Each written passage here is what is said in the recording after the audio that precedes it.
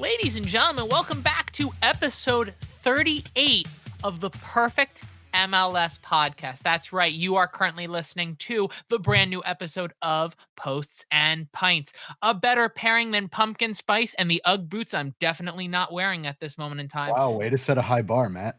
As always, I am joined by the best guys in town, which is Kyle, Dre, and Alex. My name is Matt. Nobody's ever called always, me that before. Hey guys, how you guys doing? How you doing? I got mediocre beer. at best. I was about to say, I got beer. I'm good to go. Dre was in the wilderness trying to find Bambi. He couldn't find Bambi. Are you gonna tell us I about killed Bambi's mom. I found Bambi. I couldn't shoot Bambi. Small problem. Small tell difference. us what happened. So you came back empty-handed? We came back. We stumbled. Or we had two bull elk stumble within like 30 yards of us. I'm talking like you could see the motherfucker right there, and then just dipped. Get the gun up and fucking dipped. I was like so pissed. I wonder why he ran away. Maybe because these strange things that are in the woods are pointing something at him. Very possible, but we literally didn't expect to even get that close to them. Like, usually they're like 70, 80, 90 yards away, and you have like distance, and they don't even see you coming. Like, these motherfuckers walked within 30 yards of us, which was cool to see them up that close, like seeing a fucking real elk right in front of you.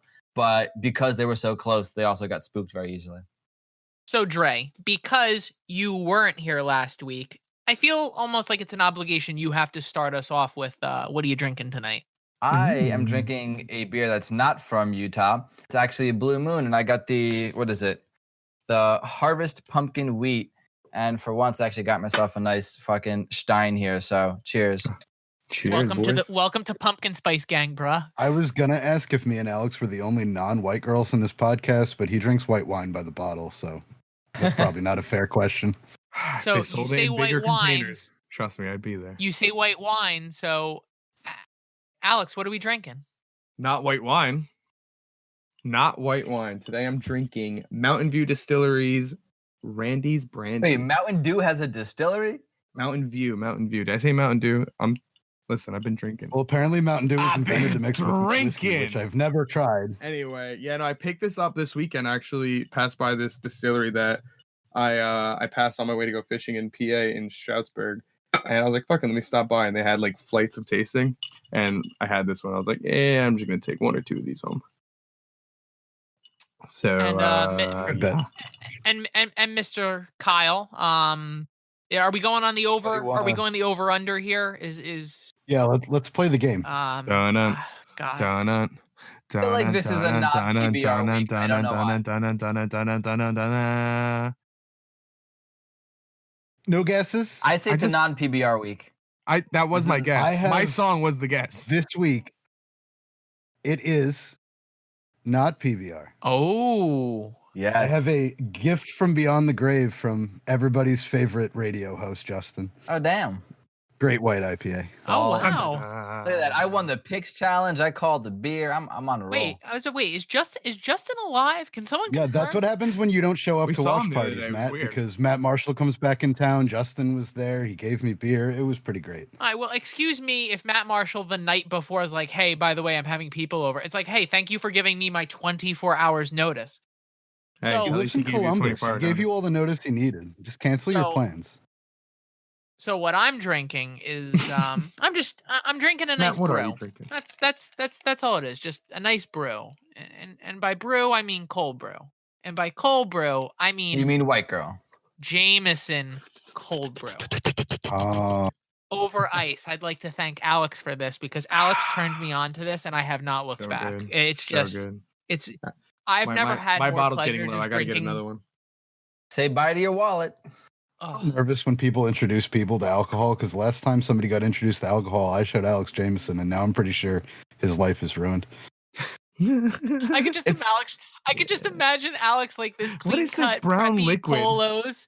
Like, wow, oh my God, I got a B- on a test. This is such a failure. And then like Kyle's like, here's some Jameson, and then like immediately dyed his hair bleach blonde and was just like, yo, fag. Isn't there an episode of Futurama where it's like, this is what Ireland would have been like if they never got whiskey, and it's like futuristic cars flying. One day he didn't everything. drink Probably. whiskey. One day he didn't drink whiskey, and the next week we were at a show and he was drinking 15 house specials from Brighton. There you go. God Those bless. were the days, man. Those were the 15 days. shots of kerosene. 15 shots God of bless kerosene and Ireland. 15 cans of PBR. At least that they upgraded. It used to be Rolling Rock. That just God, that I just have sounds like a puked- fun I Tuesday have night to puked me. But on that building so many times. so, guys, this last week of MLS, I hate to cut you off, but this last week of MLS not only had some absolute banger of some games, guys, a lot of hot news to go through, and I'm going to hit you all with it right now. First and foremost, at the very top of the list, DC United has officially fired head coach Ben Olsen. After being with the club as a coach for over 10 years and being with the club as a player as well for over 2 decades. He was the longest tenured coach before this. And guys, he only had a 34.9% winning percentage. And I don't know about you, that sounds like, he didn't do that well. So I feel like he's this is staying with the club in some facet. Let's not forget 2013, they were in last place. He managed to win a U.S. Open Cup, and in 2014, he managed to get them Eastern Conference champs. very good points. Just to play devil's advocate. I hate to be devil's advocate to your devil's advocate, but when he inherited DC United, that was a winning club, and he basically, for the past decade, took them to Rome to see the Pope. I felt like he couldn't even make it to Rome. Like they stopped off in like Iceland, and they're like, "Is this Italy?" I like see all the olive oil and the sign says Brazil. Is that close to Italy?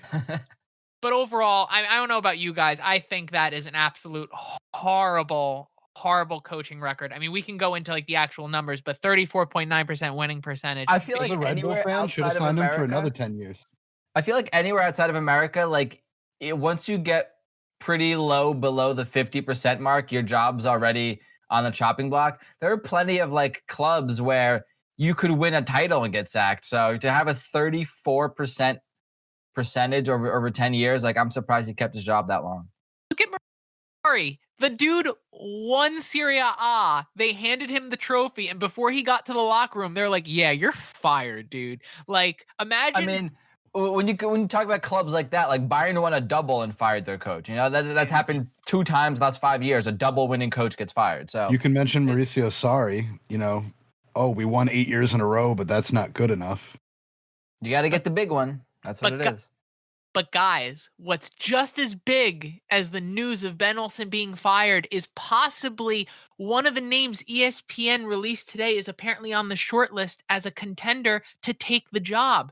And guys, that's U.S. women's legendary coach, Jill Ellis, a 2-time World Cup winning head coach. I'm telling you right now, not a DC fan. I'll be the first one to tell you that. I would love Jill Ellis as an MLS coach every day of the week. It's well deserved, and it's about time. Absolutely. Is it not? Like, I feel like the fact that this wasn't offered and like we've had this conversation in the past about like there need to be more women in men's sports because men are in women's sports. It needs to be vice versa. And I'm telling you right now, the fact that it hasn't already happened is a little fucking annoying. I don't know about you, Dre. I don't know if you want to chime in on this, but like, I'm pretty fucking pissed that it hasn't already happened. And Jill Ellis, I think, would be the like, if she was the first, that would be perfect. Yeah, no, she has the pedigree for sure, coaching this women's team, which are really, really great players to 2, like you said, 2 World Cups and all that. She has the pedigree for sure. I'm going to bring up the same point I brought up a couple weeks ago when we talked about the referee, the first female referee we had in 20 years. I totally support women getting into like high leadership roles in men's sports. To me, I'm not sure if the problem is like there's like a gatekeeping thing or if it's just there's not a lot of women going into that field. And if it is a gatekeeping issue, we should absolutely work to stop that. And we should just encourage women in general to pursue more of those careers because I think someone like Ellis is a perfect candidate. I mean, she has the experience, she has the pedigree. It's just a matter of it's a horrible thing to say, but like whether or not the men in that locker room will respect her. And I really hope they do, put the ego aside and realize this is an experienced coach and hopefully she could do good things with whatever team she ends up at. And I'm telling you right now, Jill Ellis, if given this opportunity, which you know what? If DC United wants my respect, because for the past decade, they've done nothing but bring in great players and do fuck all with it. I'm telling you right now, you bring in Jill Ellis, I'm telling you right now, you get my respect. And I get it. What am I in the grand big universe? But you know what? I bet you there's a lot of people who will turn around and give DC United a lot of props for that shit. And I'm telling you right now, Jill Ellis walks into a room having 2 World Cup medals around her neck. If any man gives her shit, I can only guess the shit that she's going to throw back. Whether you're the biggest player in the league or the worst player in the league. And like, let's be honest here, DC United doesn't have good players. DC Either way, United I feel like you just gotta be glad that it looks like the Atlantic Cup rivalry is going to be renewed finally. I mean, I think that would be pretty dope. A coach from England versus a coach who, you know, is a World Cup winner. Like, I'm telling you right now, I'm pretty excited about it. She can manage the personalities of 18 women in one locker room. I think she could get the job done. I'm telling you right now, I think those 18 women beat the shit out of any men's team that are in front of them. This last point, if DC doesn't want to hire, I'm fairly sure that I know a certain coach looking for a job. If you want him, first name Christopher. He is a former DC United player, but we're not getting into that. We're actually going to now go on to another former DC United player. DC United officially trade Federico Higuain to Inter Miami for about $50,000 of just straight cash. Guys, I don't know about you. I think this is a very half-assed move from Inter Miami and DC. I think actually DC United win because you're trading someone who is well on the far end of their career for straight cash, which honestly DC United would like to be able to bring in other people. And I really think Higuain's only going to Miami because Big Brother's the little brother is now top of the food chain there. And basically he's just riding on his little brother's coattails. I don't know about you guys. I call bullshit across the board. I think this to me, this isn't even news. This is just like, oh, cool. My brother's here in America. Let's like, they're both in the twilights kind of their career. There's like, let's hang out while fucking making some money on the side. And that's kind of what it is. Miami's easily a town that's more fun to hang out and party in than DC is. So Fort Lauderdale. To me, I completely disagree with both of you, to be honest. And maybe I'm on drugs or something, but that makes the third sibling duo, I believe, in the MLS. I was just if thinking the other that. if the other 2 duos for Seattle and Portland are any indication, I think competing with your siblings going to up both of their games. I think this is going to be a better look for Miami than for DC. There's the Chara twins or brothers. Who's the other set? For Portland. The Rondons, the Rondons from Seattle. Right, yes. right. Okay. Which I every think now and there's again, going to be a better move for Miami, to be completely honest with you. Which every now and again, I do forget that the Roldan brothers both play in Seattle. Like, I know of the captain, and then I'm like, oh yeah, his brother plays here. Which, you know what? You talk about brothers. You know what really pisses me off is because Aronson. Wait, don't we all? I would say Aronson. Isn't that a new set of twin brothers also? So Brendan Aronson's younger brother plays for the USL team, and eventually he will get promoted. You have to assume that the older Aronson's going to be gone by the time the brother gets promoted. And that's exactly what I was going to say. Brendan Aronson has already confirmed he's off to Red Bull Salzburg. He technically got loaned back to the Union, so he's going to be gone by the time. It really stinks that you won't be able to see the Aronson brothers together, but as conversations I've had with some Sons of Ben members we all know and love, it's only a matter as long as it doesn't go as bad as Scar and Mufasa. I'm telling you right now, I can't. So, Matt, are you saying that we could see Paul Pogba come to, what is it, Atlanta? Where does his brother play? Oh, his brother's already gone. His brother was here. Okay. He was here for a good time, not a long time. Frank de Boer with that hot start. Speaking of not here for a good time, we're talking about how the Colorado Rapids had back-to-back games against both LA sides postponed due to rapid increases in positive COVID cases. We're starting to get to the crunch time where it's like, your record matters. We're starting to like mold the playoff picture. Colorado now owes 2 games and both LA teams owe 1 game. this is going to start coming down to like, I personally, and I get it's a hot take, and I know like people don't believe me, you don't get to make up your games. Like I'm sorry, teams are already playing 2 to 3 games a week, and the travel is already absolute hell. I'm personally like, well, you know what? Because you couldn't contain what's going on. Because again, wear a mask, don't go out in public. You know the ordeal. Wash your ass. Wash your ass.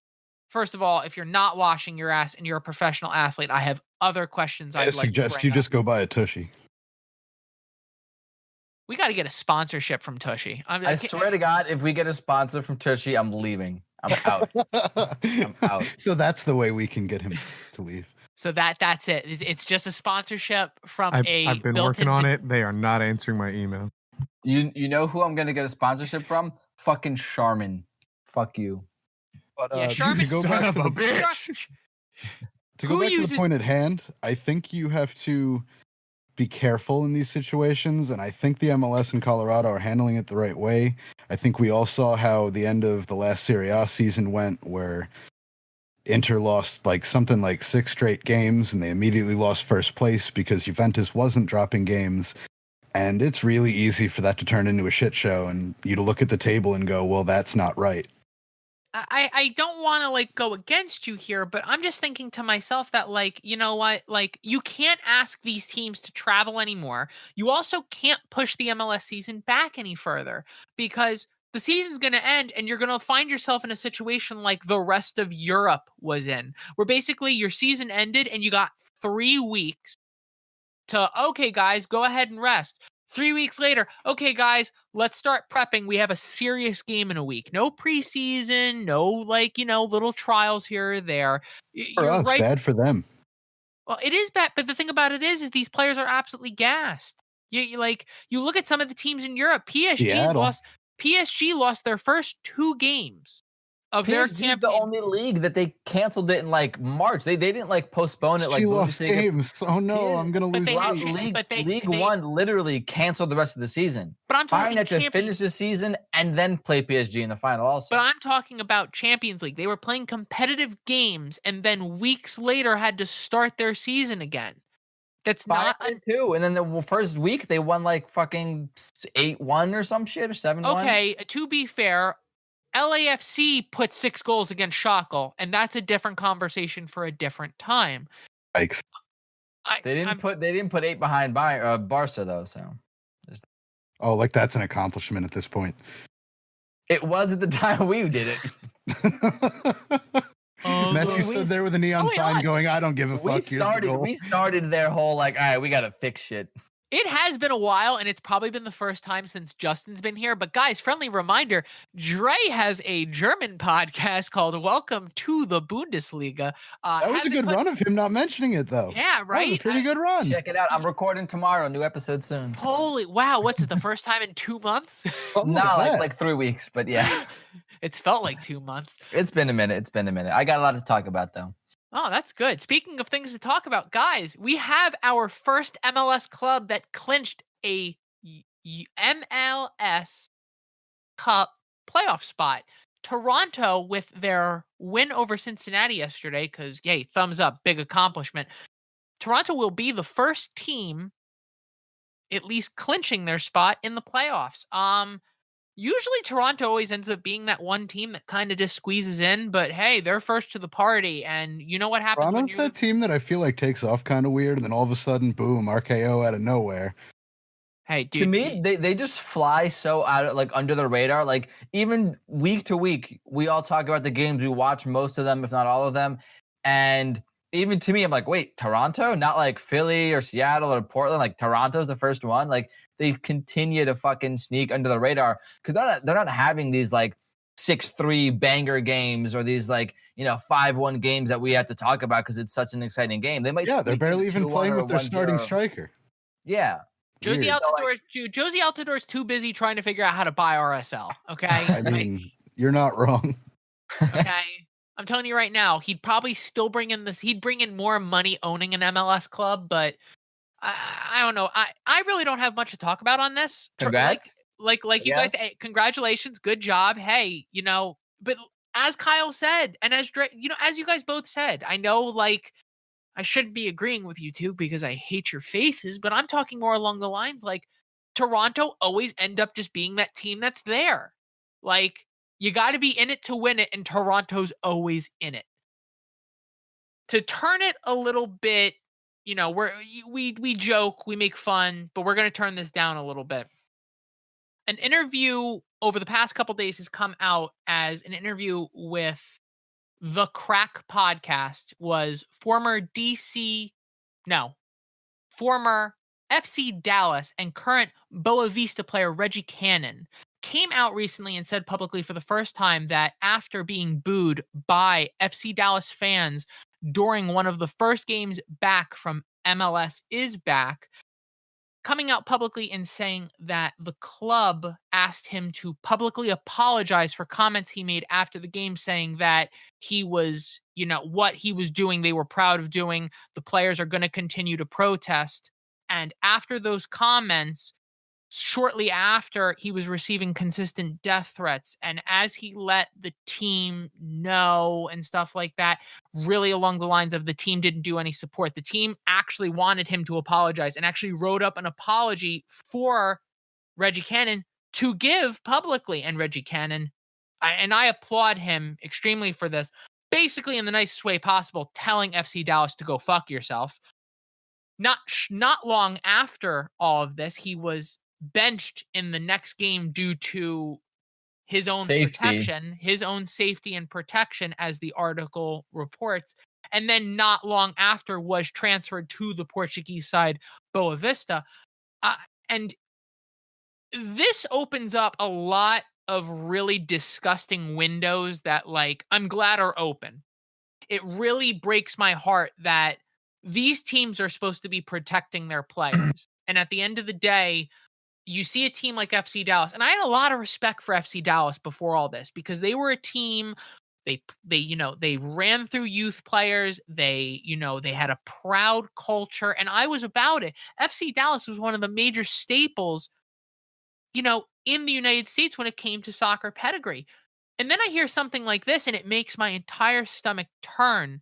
That this is how a player was sent death threats and was being booed from the fans. Oh, well, first of all. And the fact that the front office didn't back him is even worse.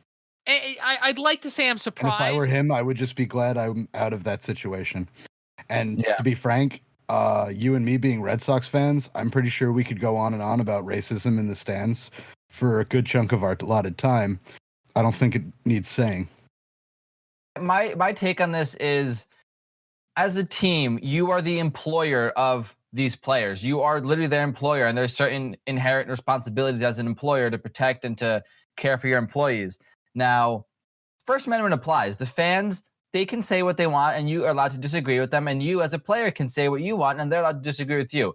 That's just called discourse and conversation. You don't have to like each other. You don't have to like what the other person's saying, but you have to respect the right to say it. That all changes when you start throwing. They let fans in the arena, which is just like already like, okay, y'all got to follow some COVID guidelines here. Like maybe let's back that up. But that aside, don't throw shit at your own team. And then B, once you get death threats involved, man, that's no longer civil discourse, and you've crossed the line into some other bullshit. So at that point, when you're getting death threats, it's not your job to apologize. It's someone else done fucked up, and at that point, the team should have stepped in, prosecuted some fans. I don't know what the hell they could do, but don't force your player to say an apology that PR wrote up for him. That's not the way to go about it. Close this up real quickly, and just again, how disgusted I am from FC Dallas. Like, could you I've worked at some pretty shitty places that I really didn't feel like I was being protected, and basically I was just being used for what I was worth. And I could say maybe we all have experienced something along those lines. But no, I love my job. You have a situation where, hey, Kyle, I have some concrete and a sledgehammer. You want to go to work? Please let me die. Basically, I'm really disgusted the fact that in our current climate, with everything going on at this moment in time, a player is coming to an organization showing that he's being physically threatened by the fans that this team is allowing into the stands or people who are watching from home. And the team has the audacity to turn around and try to make it seem like it's the player's fault for getting death threats. After today, I'm pretty disgusted with FC Dallas. And it's one of those things where, like, it's amazing a team I respected so much before this this is now how I'm finding out how they did things, at least in the back office. And it really hurts.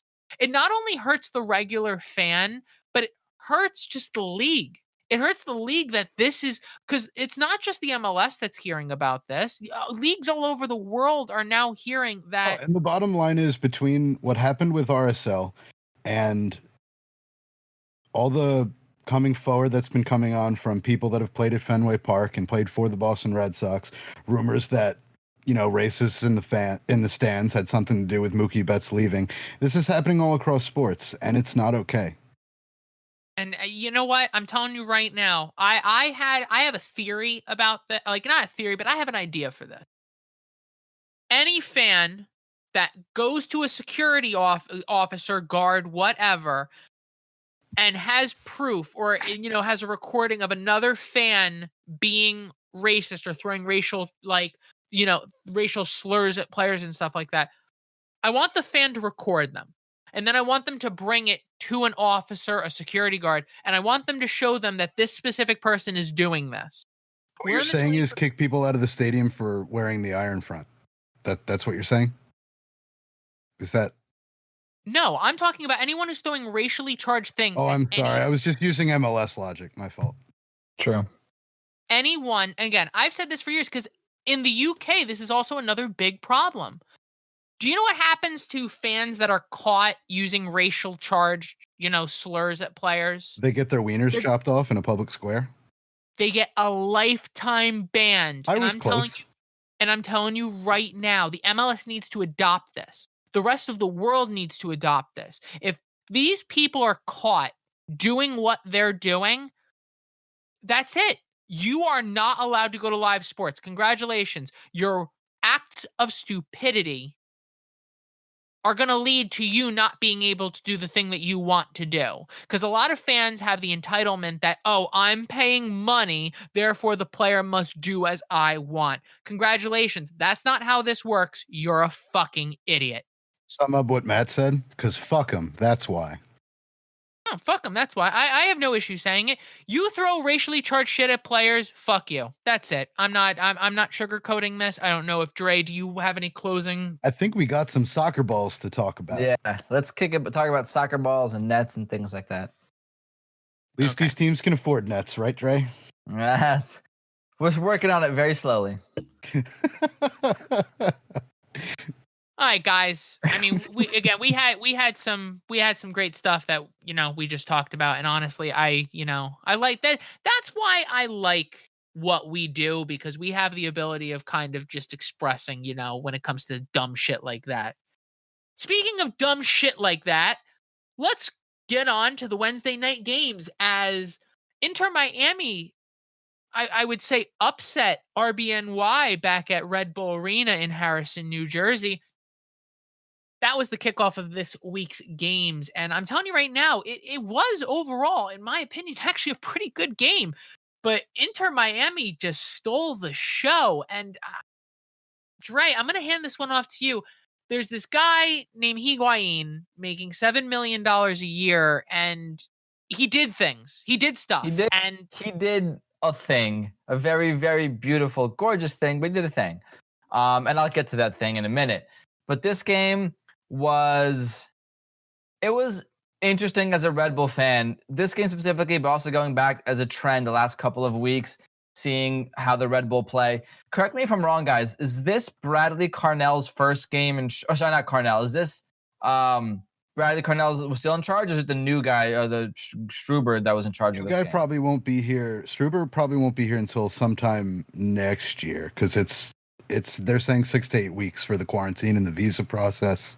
Okay. So it looks like Carnell's going to finish out the year. Gotcha. So Carnell was still in charge. What I have to say about this team is while we can be super fucking wishy-washy, some games we play great, some games we don't, and all that. And I'm honestly willing to just fucking bite that and give Carnell credit for experimenting with lineups, with players, with formations, with everything. He literally is throwing a bunch of shit, see what sticks, letting player, like he is point blank letting players go out there and earn their spots. Week in, week out, he's putting new lineups, new formations, players in different spots where they may not. I mean, he's not doing that thing where an Omir Fernandez comes out and scores 2 goals in 2 games, and then he benches him for the rest of the year. Fernandez had a fucking beautiful game this game too. But no, I give him a lot of credit because players that, you know, we as us talking all the time kind of expected a lot from. And I know I talked about this guy a lot. Was like, oh, I want to see him play. I want to see him play. Matthias Jorgensen. Now Matthias Jorgensen is getting half hour a game and doing fuck all with it. So, you know, it's the fact that he's letting these players experiment and putting them in different lineups and positions. And sometimes Barlow starts, sometimes White starts, sometimes Royer's up there. Some games it's Velo and Sean Davis. Some games it's CCJ and Stroud. He's mixing it up and giving all these players a chance to prove their worth. Some games it works, some games it doesn't. But this game we looked okay. It obviously didn't look like, 2018 Red Bull, but we looked okay for the youth that we have out there. And I think the team's kind of figuring out the chemistry. Omir Fernandez, beautiful goal. Love that. And then a couple minutes later, man, Miami scores right after. It kind of makes the game pretty interesting. And then, like Matt alluded to in the beginning, the fucking cherry on top of the pie is Gonzalo Higuain's beautiful fucking free kick goal, top shelf liquor. Like, oh my God, gorgeous. That is what Miami paid to have when they hired Gonzalo Higuain. So cheers to him. And, the Red Bull go down 2-1, but I like the experimentation. Kyle takes over. I just want to give a quick shout out to Gonzalo Higuain. I made a cool $5 bet with my father because as we were sitting on the couch watching this game, I looked at him, I go, $5 this goes in. He goes, no, I have faith in the Red Bull. Ball went in. First thing I did was, that was your first mistake, having faith in the Red Bull. Kyle, Inter Miami had a wonderful game. Did they not? Yeah, they did. I'm kind of going to go off of a little bit of the negativity here. I've been hearing a lot of people, especially some of our friends that we go to games with, there's no excuse for the Red Bull losing. This team looks like shit. Miami's in near last place. There's no excuse to lose to them. And look, Miami did an amazing job with what they were given. They were shorthanded with injuries. Captain Luis Robles wasn't there. International duty callaways.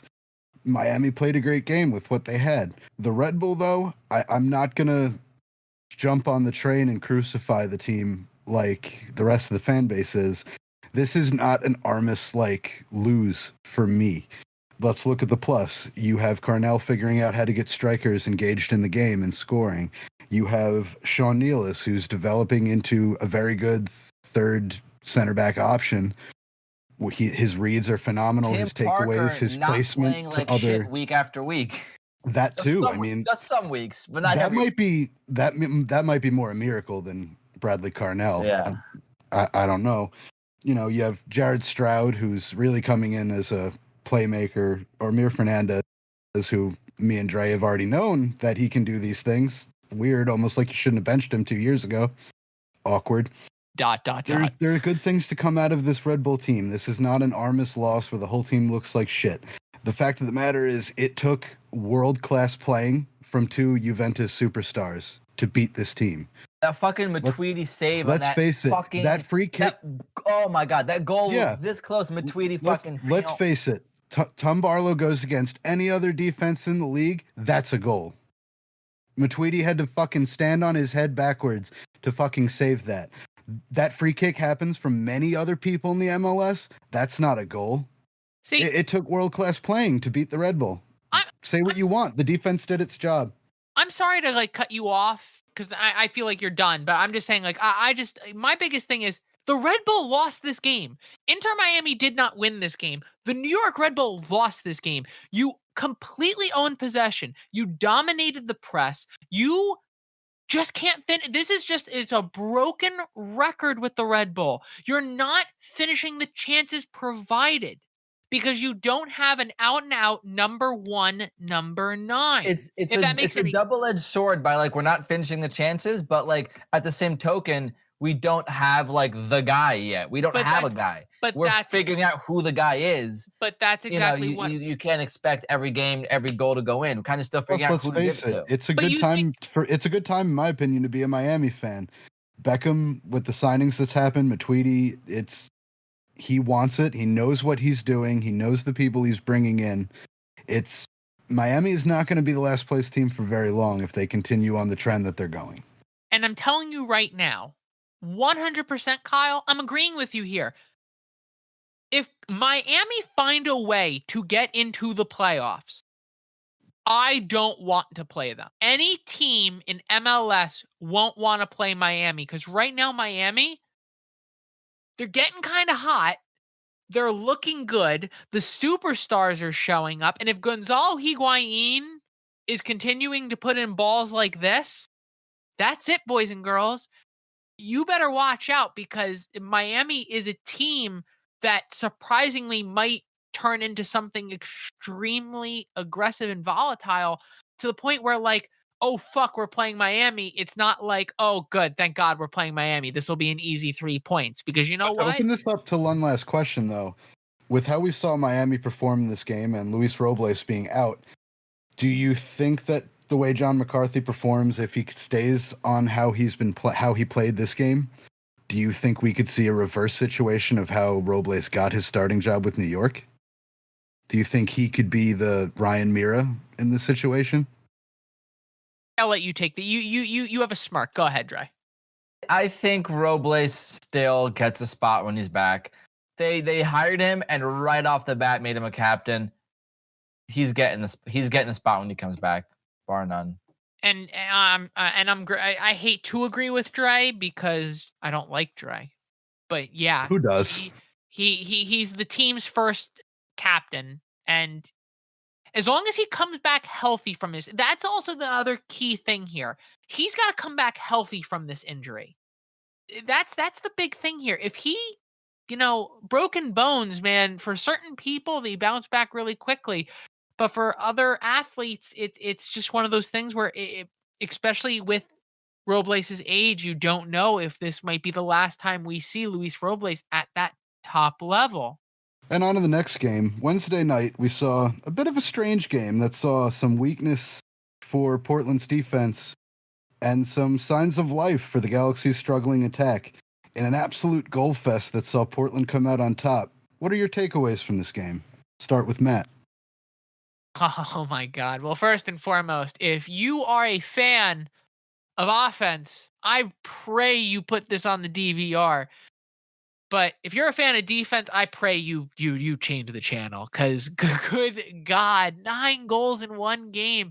I get it. Center backs looking like some Swiss cheese. They all went for that Starbucks coffee. Like forget about it. I'm telling you right now, this game was a lot of fun. And like that's the one thing about MLS that absolutely like attracts me to it is even as a neutral fan, you're gonna get a good game.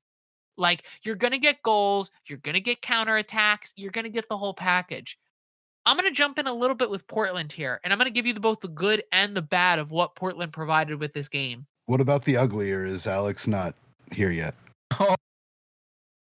Oh, that's just mean. Oh, now we're gonna go an X rating on this podcast? Never mind. I'm not glad I said it. Ladies and gentlemen, I just got flashed. I saw some titties. I'm okay with it. So, by the way, you only get to see that if you're on our Patreon. So sign up to Patreon, get some titties. It's not OnlyFans, but it's pretty close. Hey, I'm talking. You watch like noticed, VH1 at 2 a.m. Has anyone noticed anything weird today about Kyle? I'm gonna talk about it later. Don't you worry. Oh, we're gonna talk about it later. Oh, okay. I just want to make sure someone else noticed this as well. He looks a little more white than usual, I guess. I was gonna say he looks a little more black than usual. Wait. Oh. Wait. We're talking about t-shirts. I don't think you could say that on TV. We're talking about t-shirts. We're talking about t-shirts. We're talking about the fact that Kyle's wearing a shirt. We're talking about the fact that Kyle's wearing a shirt. Hey, Matt, can you say that one more time? We're talking about the fact that Kyle's wearing a shirt. There's the So back titties. Oh my God! See, this is the real reason why I sign up. I mean, this is the reason why I show up on Monday I nights. really like this Now, brand. anyway, this is really good. But brand. back guys- to Portland's defense being as missing as Dre on the last episode. But I'm going to talk about Portland's offense first. This was eye-opening for me. Portland actually showed that they can score goals, not only one or two off goals on a counterattack. They proved that they can score goals if you give them the opportunity. Out of 6 goals, they had 4 goal scorers, which means everything didn't come from just one person. This was an overall team effort. From the midfield to the strikers, this was an absolutely great game for Portland. To flip it, though, Portland's defense and Portland's goaltending, I would basically put the house on to be secure, safe, and at most give up a goal, maybe 2. Portland's defense looked horrible in this game. Like, they really didn't look comfortable. They never got comfortable. Overall, the LA Galaxy did a very good job, in my opinion, causing a little bit of chaos back there. But before we hand this off to, I'm telling you right now, what warms my heart is seeing Diego Valeri worldy chips. I'm telling you right now, Diego Fuego. It warms the cockles of your heart. Dude, Diego just touches my cockles. Oh, I'm telling you, I see goals like that, and it just it gives me hope that, you know what, maybe the world's not such a bad place. You know, Diego Valeri. As long as Diego Valeri's in my life, I'm gonna be okay. That goal was something else. Now, to continue on with what you guys are saying about, like, you know, this being a 9-goal game, as an offensive slugfest, this is kind of one of those games where the defense just realized, like, yeah, fuck that. We're going for it. And it's like goal for goal for goal for goal. Like, at one point, the defense is like, yeah, no, this is not a defensive game. This is like who can put more in. So let's just try putting more in. And that's kind of what the team started playing, man. It was definitely an entertaining game. Like, these are the games that make MLS worth watching. And everyone can talk about the league or all the bullshit they want. There are teams and there are games that are fucking entertaining as hell, and this is one of them. Diego Valeri with that worldly goal. He does that 9 more times. I don't know if he makes it. You know, that was a beautiful goal. And what I really liked about this game from both teams is that the goals were very, like, thought out and team goals. Like, it wasn't like, oh, you know, there were a couple worldies here or there where it's just, oh, damn, that's just a beautiful shot. But every single goal they worked for, they passed, they made the connections up to get the goal to go in. So that was that. The other thing I have to bring up about this game is, where the fuck is Chicharito, and why the hell did Galaxy buy him? He's healthy now. They pay you money. He's healthy, and he's not in the 18. Are we going to see Chicharito before the end of the rest of the year? You know, they signed Zlatan a year ago, and he was the guy on the team. He put in 25 plus goals. On one hand, I get it. You're not doing shit. Let's not waste the starting spot. But on the other hand, kind of, you're paying him all this money. Throw him on the field and see what happens. But is he not on international duty? Like, is he? I don't even think he was. He's not injured. I know he's not injured anymore. He's healthy now. I don't know if he even started for Mexico. So, dude, I don't even know what to say. But, like, he hasn't played in at least 3 or 4 or 5 weeks. And I imagine if he is healthy, oh, you say he's not playing well. Well, you don't know he's not playing well because you haven't played him. It's kind of a catch-22. So, like, which is, bro. But I'm just saying, the thing that absolutely gets me, though, is just, like, I look at it like this. You watch this LA Galaxy team, no game plan, no structure. It's just vibes. It's literally just vibes. All they do is basically go out and, like, hey, guys, let me know what you think. Like, this is a team where not one person is giving me hope that there is something better for LA Galaxy. Christian Pondon is doing everything he can all by himself, but even then, it's like, he's not the guy. He's not your superstar. I would like to find out. I don't believe Chicharito played a minute, or at least he played any factor on any European competition or any, you know, UEFA thing because I know they just I looked it Mexico. Up. He didn't play for Mexico the last 2 games. So I'm officially, like, this is America's Most Wanted. I want the guy who's selling the cricket phones to, like, We need an all points bulletin. Where is Chicharito? Where is Chicharito? And how do we Chicharito or no Chicharito? It's kind of the situation for me. You're seeing more and more teams firing their coaches, realizing things aren't working. What do you do with a coach that has a defense that looks like a pair of old-timey saloon doors and an offense that's about as useless as a screen door on a battleship? Question: does LA Galaxy have to pay Chicharito if they lock him in the closet? Guys, can we add a clause to Kyle's contract where every single episode he has to come up with some kind of like allegory or story, like screen doors on a battleship? Can we just every episode he has to drop something like that? Was that not implied? I have to make more dad jokes. This is Alex's worst nightmare. If Alex was in the group chat, Alex would leave the group chat. Yeah. So, boys, next game we have going on is Vancouver versus RSL, Real Salt Lake. So, this game reminded me of one very specific game that is forever enshrined in my mind. And that is because I'm a Dutch national team fan. And I remember the World Cup final between Spain and the Netherlands, where Nigel de Jong pretty much ninja kicked the Spanish player and got away with the yellow card. But that game had an absurd amount of just tackles, fouls, yellow cards, the whole nine. This game was just like that. There were 9 yellow cards given by the referee in this game. I'm talking elbows, late fucking hands being thrown in the face. These players were playing like they're going to war, and it's really RSL and Vancouver. Like, I don't even know if they're rivals like that. And these aren't two like powerhouse teams like a Seattle Portland game or something. So that kind of shocked me there, just how aggressive and how much these players wanted it, which I like a little bit of passion. I mean, I like a lot of passion, really. But that was the key takeaway for me was 9 yellow cards in this game.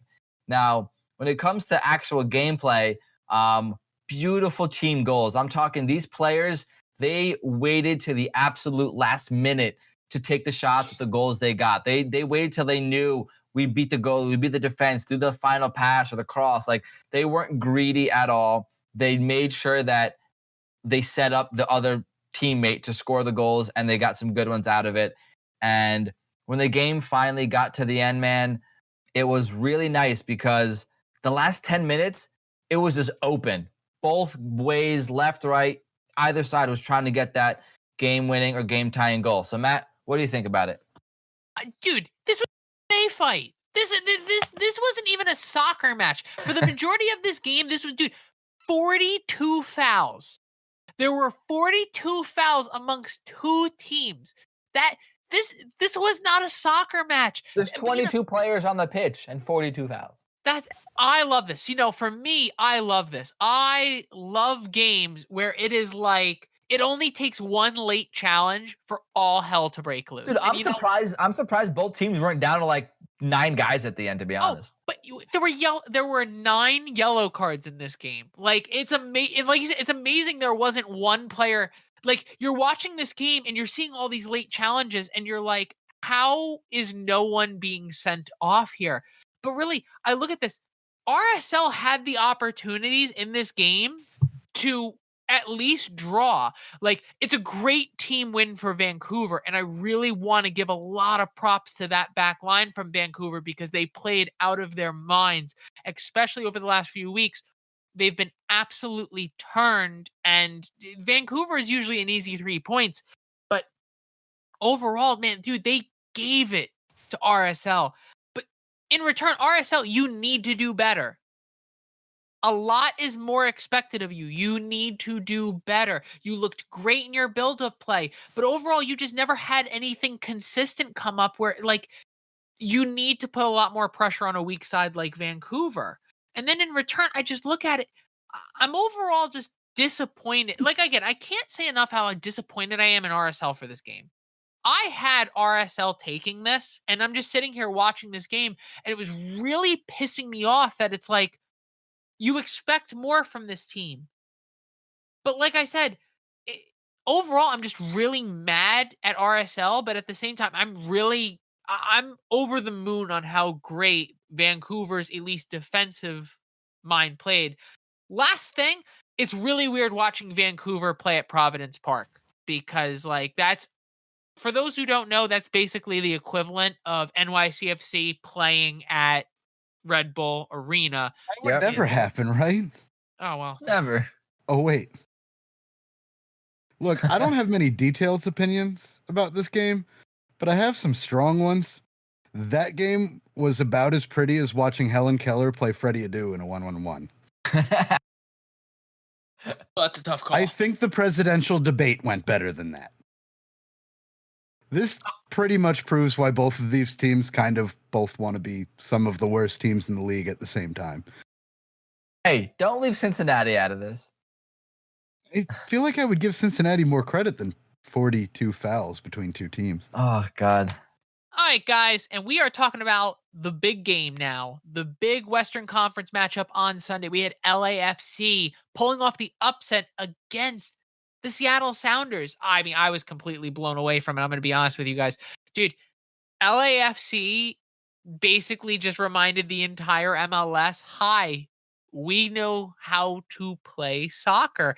Seattle also kind of gave us all a reality check where we're like, oh, holy crap. Maybe we're not the best team in the West, and maybe we need to get ourselves a little bit of a reality check. And maybe missing not having, Rui Diaz, who's on international duty. You say that, and then you remember Diego Rossi's also not there. Who's an MVP candidate, though? Like Rossi or Rui Diaz? They're both MVP candidates, you idiot. Diego Rossi's the Golden Boot winner right now. If the season ended... Dre, I need you. Dre, I need you to terrible. I'm going to hand this off to Kyle, but Dre, I'm going to need you to pull out the book of basic MLS knowledge, and I'm going to need you to read that before you start thinking like players like Nick Raimondo are still in the league. I like that. Building on kind of what Matt said with Rossi not being there, I honestly think Masovsky and Perez being up top, Harvey starting at left back, and Jakovic in mid, maybe those were some of the changes they needed. Of course, you could also look at the other side and say, well, Seattle was tired. This was their third match in 8 days. They only made one change from the RSL game with how gassed they looked, and that was Brad Smith at left back. Clearly, that wasn't very effective. Let's be completely honest with the LAFC goals. The first goal, I'll be honest, the amazing free kick, the run at the post was just absolutely stellar. It doesn't get more picture perfect than that. The second goal was kind of this ridiculous rocket from outside that passed through way too many people that I can't believe didn't deflect it. And the third goal, you could make an argument that it was offsides. I'm not saying that LAFC doesn't deserve the credit here, but I'm saying that I don't think it was as lopsided of a game as everybody thought. I mean, Dre, let's be honest here. I'm a little disappointed in Seattle, but you got to give it to LAFC too. They played a great game. They did. And when we talk about LAFC playing a great game, it's really in this specific game came down to Danny Moscovi. That kid is young as hell. And I'm looking at their starting lineup. They have a bunch of players under the age of 25. And, it's not the youngest team in the world, but when you have a core, kind of a dedicated core of players that are that young and they're playing well together, you're going to be dangerous.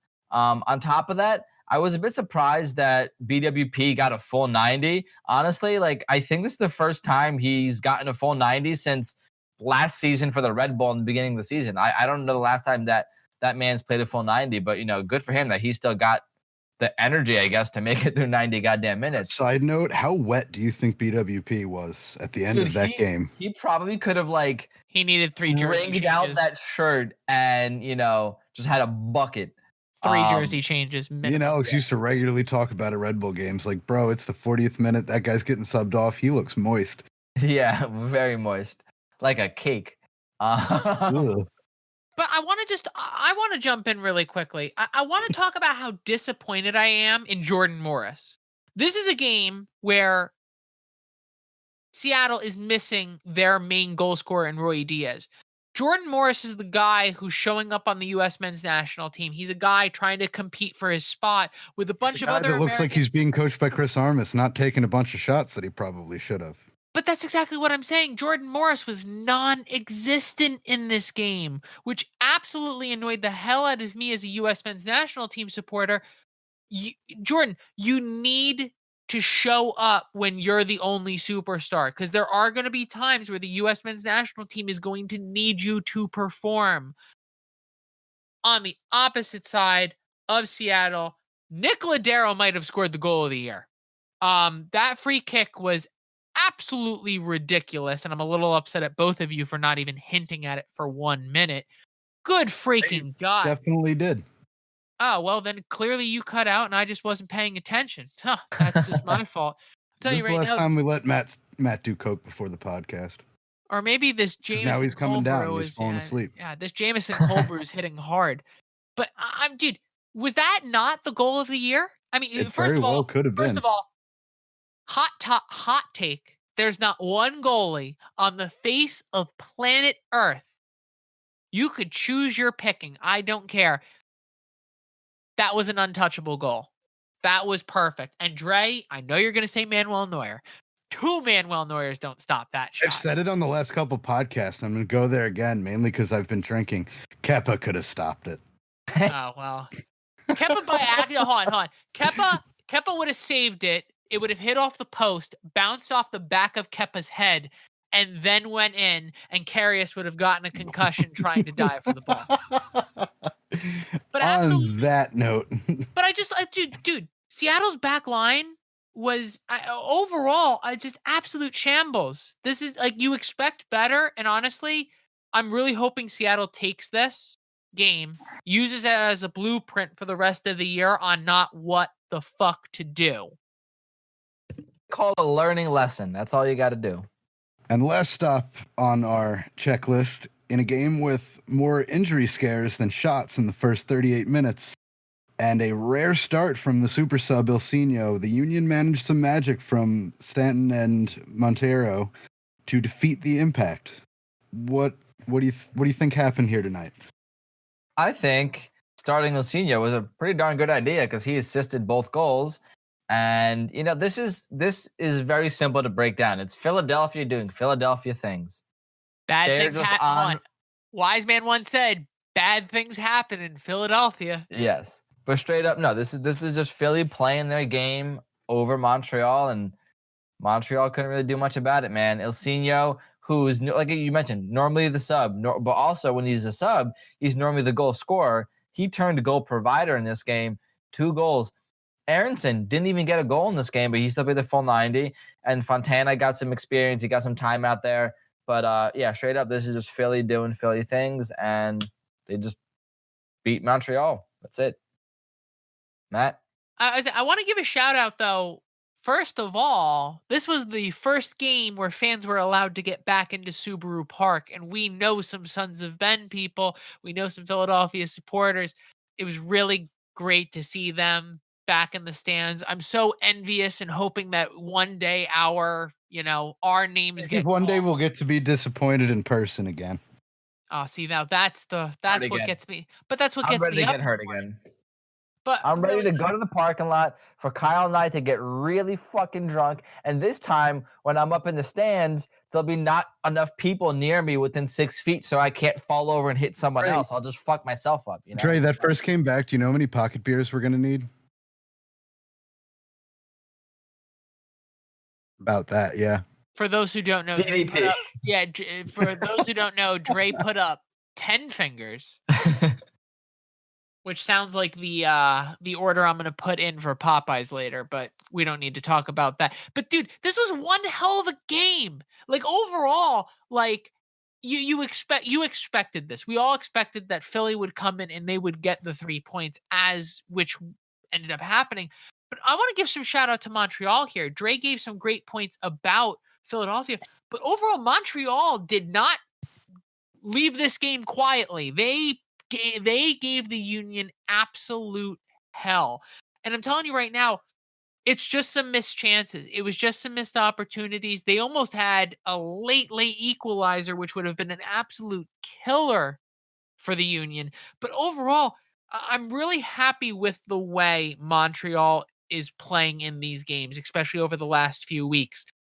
yes, Montreal is overall struggling this year, but under Thierry Henry, there's a direction and a game plan. And I believe if you give Thierry Henry maybe a few more years, Montreal is going to be a team not to really fuck around with. And I'm overall here for it, and I'm excited about it. But as I said, how Montreal had such a great game, there's a man named Andre Blake who I'm going to give a shout out in every single episode because good freaking God, when we have to do our teams of the year, I'm leaking my goalie because it's Andre Blake and it's not even fucking close. As if people who listen to the last 5 episodes don't already know your orgasm for Andre Blake. He's the best goalie in the league and people need to know about it. Sure, it's not David Jensen. Because I am. What's a David Jensen? It's really because he hasn't worn the hat, to be honest. It's the hat back on. It's the hat. How many goals has he conceded in the hat? Was it 2? He conceded a couple goals. I know he conceded at least 1 goal in the hat. We're going to look that up. We're going to let you know another time. But hey, right now he's conceded less in the hat than not wearing the hat. Bring back the hat. So for the past couple weeks, we've been missing this specific minute in our lives, but we are happy enough to have our farmers market expert here to deliver the farmers market minute. Dre, we missed you, and we're pretty upset you didn't phone in. Like, Kyle was actually really mad you did not. What I should have done is I should have called Matt, left him a voicemail, and have him put that voicemail into the episode of the Farmers Market Minute. And honestly, I'm upset that I didn't think of that. What's a voicemail? Waiting so patiently to hear another chapter in the Ballad of Freddie Adu. So the next verse in the Ballad of Freddie Adu, which I'm going to have to come up with some new farmers market content after Freddie Adu, but don't worry, we still have at least 4 or 5 weeks of content just with Freddie Adu because he's had some adventures. So last we left off, Freddie Adu was on his third loan spell away from Benfica, still contracted with Benfica, third loan spell to Eris in the Greek Pro League, Greek Super League. I think it's Greek Super League. It's the Super Eris. League. Yes. His next transfer, because yes, his 4th and final transfer with Benfica was to Turkish 2nd division team called Kaykor Raspor. You're sending me to where? Yeah. And apparently, today I learned, and today so did everyone else, it took Freddie Adu going to the 2nd division of the Turkish league to finally start scoring some goals. Because let me tell you, boys, he scored an impressive season total 4 goals. Out of how many games? 4 goals. I think he played upwards of 20 games, and most games got about 60, 70 minutes. He got even measure goals. him up with the greatest football player to ever live. You know what I'm talking about. 4 touchdowns, not one season. Are we talking about Pele? Wait, are you talking about Pele, the greatest soccer player of all time? Or like no, Ronaldo the greatest football player of all time. 4 touchdowns, 1 game. There you go. Oh well, I mean, ugh. Al Bundy. That was that. He played there for 1 year, and as we will find out next week, Freddie Adu makes his grand return to the MLS. Stay tuned. Right now, I as Kyle was last week, I was pretty pissed off because like I look forward to these little updates in like the random spots of the world. Dre, you have homework. I want to know who the leading goal scorer in the Hungary league is at some point. So I have plenty of ideas for when we're done with Freddie Adu's adventures for farmers markets across the goddamn world. So, guys, that leads us to the part of our episode where we lead off, or we finish off, but we actually have a few more things, but we finish off with our weekly vent, our weekly deep breath, woo-saw, rub the back of the ears. I'm going to start with Dre. He wasn't here last week, so he might have 2 weeks worth of things pissed I do. off. Oh, okay. I do. Oh, wow. Okay, well, I mean, I have... Alex, grab the handles of your seat because we're ready to go. I have one that I know that I was going to use last week, and then I have one from this week. So, Number one, I'm gonna get out of there real quick. Kyle, take your goddamn shirt off. All right, I'm mad. Damn! Ain't no way. Ain't no goddamn way you show up on this podcast, on this episode, my first one back, wearing a shirt. Anyway, sometimes it's cold. I was cutting diamonds with my nips before. I'm sorry. That's the risk you take. When you're the guy without a shirt, that's the risk you take. It's called playing. Like, people pay for this, and now you're just giving it away. 2 shirts in 38 episodes. My track record's still pretty good. Let's just get you a Komodo that you can still keep open in the middle. How's that? That's one. Ooh, how about a smoker's? What if I take a shirt and I just cut the nipples out? What if I just give you nipple tassels so your nipples are warm? Matt and I will allow it. I'll allow it. All right, I'm on. And then the second one, that's kind of more my actual what's pissed me off this week, and that is the fact that you can go out and do the right thing and buy and pay for a subscription to whatever streaming service you want, or to whatever streaming service has the league that you want to watch. You can go out there, spend your money, buy it.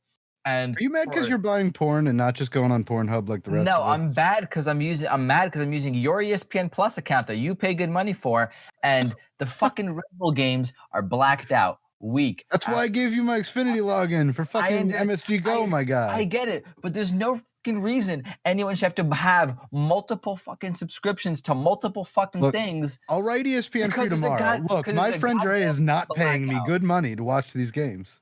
It's not even in soccer. It's in hockey. It's in all the sports. The fact that there's such a fucking thing as a blackout. No, fuck you. You have my money. I've already fucking. No, turn your air condition past fucking 80 and fucking buy a cable box, my guy. Fuck cable boxes. I already pay for all the subscriptions outside of that shit. I should be able to fucking watch. If a league has a TV, it's not my fault. You follow 2 teams on MSG. If a league has a TV deal with a certain network, every fucking game should be on that network. No, I don't need to watch Vancouver versus Cincinnati. You know what I do need to watch is the Red Bull versus fucking Orlando, because I pay money to watch my local team, not the fucking guys on the West Coast. I pay money not to watch my local team in some situations. I'm so glad we put time limits on these things, because Dre just basically blew the entire time limit on just his little rant. Alex, what's pissing you off this week? I'm still cracking up from Dre. What's pissing me off? Here's a good one. Not really a good one, but we recently got this badass fucking smoker, aka Kyle recently got this badass fucking smoker, and I wanted to be the man of the house and try to bring some trout home and go fishing and bring some meat to feed the family. And I've been fucking up royally, and I haven't caught in shit. And day after day, I've been going out. You can ask Kyle. Like, literally, I come home from work and just go straight out, and then I just come home with nothing, and my cooler's empty, and it sucks. So I'm just mad at myself. You realize if this was ye old times, we'd all be dead because we would be eating. I would have to start eating the children at this point. Wow. Okay, Anakin Skywalker. Kyle, what's pissing you off this week?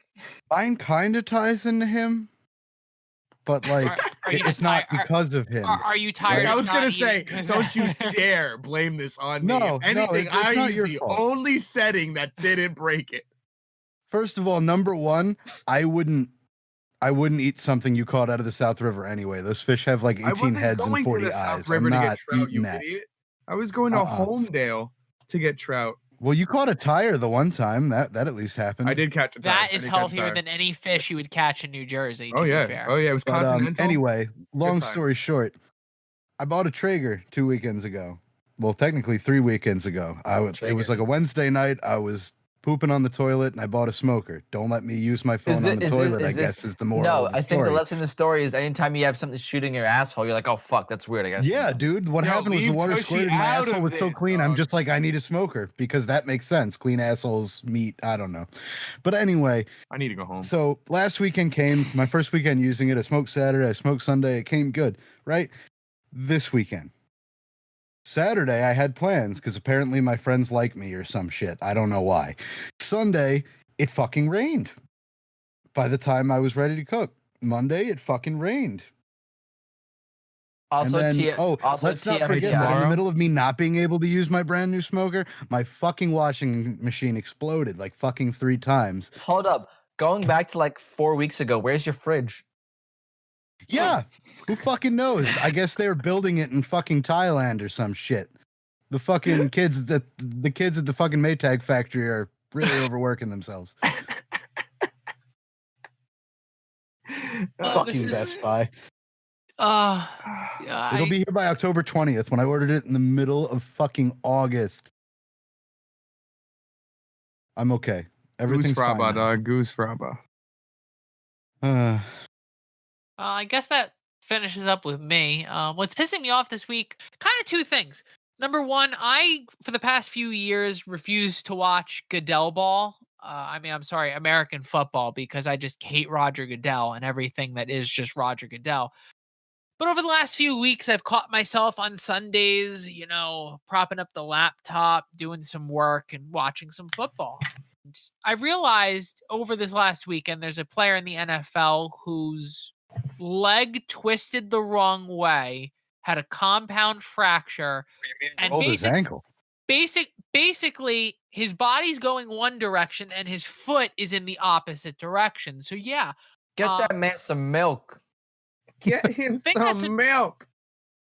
And I'm watching this highlight, and the thing, like, I say highlight because CBS felt the need to do this replay about 40 times of this man's entire career being in jeopardy. And I remember from a few years ago, the same thing happened with a basketball player named Gordon Hayward, where his leg snapped in half. But ESPN felt the need to have the replay go 40 times in super slow motion. So basically, are you kidding me? I couldn't turn on that station for a week because every time I did, I would just see his leg snapping. But that's the thing that's pissing me off this week, is the fact that, someone's entire career is in jeopardy, yet some of these bigger television companies are trying to, like, oh my God, look what happened to his leg. Watch it 40 times in super slow motion. Like, no, fuck you. Like, really, fuck you. Like, it makes no fucking sense. Don't show the replay. That's it. If people want to go see it, people on the internet are sharing the video. Me as the consumer at home does not want to watch some young man's career be in jeopardy 40 times in super slow motion from 8 different angles. Stop you there for 1 second. I would rather watch that replay 100 times in a row than ever watch the Silva leg break again. Oh, that shit was nasty. I always think of the Luke Shaw compound fracture where, like, on the field his bone was sticking out of his sock, and I'm sitting here. That one was gross, but no, I'm thinking of the Silva fight where you saw his leg, like, wet sock wrap around the other guy's leg because it broke mid-kick. Yeah, it's that, and bring on Andy Dalton. The Cowboys don't pay him $40 million a year to lose games. We're not a football podcast. Speaking of things, Kyle, I want you to lead the charge on here. I had an absolute shit week when it came to the picks, and I went from first place to tied with last. So go ahead and break it down while I grab some tissues and start crying. So this week we had Dre leading the charge with 15 points. Me and Alejandro tied for 13 points. And oh my, how the mighty have fallen, Matt with 8 points. I think it was a bad fucking week, and the draw king the fly on Pence's head had a better week than that. I need an adult. On the season, that means we have Dre with 93 points, Alex with 90. Dre be in first place? How did we let Dre be in first place? This is annoying the shit out of me. Alex with 90 points, and me and Matt are tied with 89 points. I just want to let everyone ladies know, and gentlemen, my life is disappointing, so he'll probably have a monster week while I get 2 games right. I just want to let everyone know that I submitted my picks, my 15 correct picks, from the mountains of the Ashley National Forest in Utah with borderline no fucking service. Nature gave you some insight. Hold on. Before anyone else talks here, Dre, look at me through the camera. Dre, I'm so proud of you because on a normal freaking week when you're in the state of New Jersey, I have to reach out to 8 people to make sure you're alive to submit picks. This week, you decide in the middle of the mountains in Utah, oh, I'm going to respond to someone's text message at first will. Like that, I'm going to go the other way. I'm going to go the other way around on this, okay? Like, you could be proud of him, and that's great, but like, this motherfucker be at his own house, can't answer you, but he's in the mountains of Utah fighting off John Smith and his 40 wives, and he finds the time to text you back? Come on, dude. I'm done. You realize like there's a level of expectation now. When you don't respond to us, we're gonna be like, we're all gonna be really mad at you because like, yo, motherfucker, you respond in Utah, but you can't respond 5 minutes down the road. So I think what has to happen is I have to travel to the middle of the woods more often. Come fishing with me. If you're gonna respond to text messages faster, I'll do that, Alex. Do it. Let's do it. Okay. Well, guys, I mean, we're at the end of our podcast, and Dre, where can they find us? So we are apparently all over the motherfucking place. You can find us at Instagram, Facebook, Twitter, YouTube, and Discord, which is where we are chatting right now. All of those social media accounts are at Post and Pints. What do you got for us, Alex? You forgot a very important platform of ours, and that is we now have a Patreon, which I'm sure you've all have heard because we've rammed it down your throats by this point. But we have an awesome Patreon account. We have awesome videos of us there, Kyle without a shirt, and you can only see these videos if you join our Patreon account.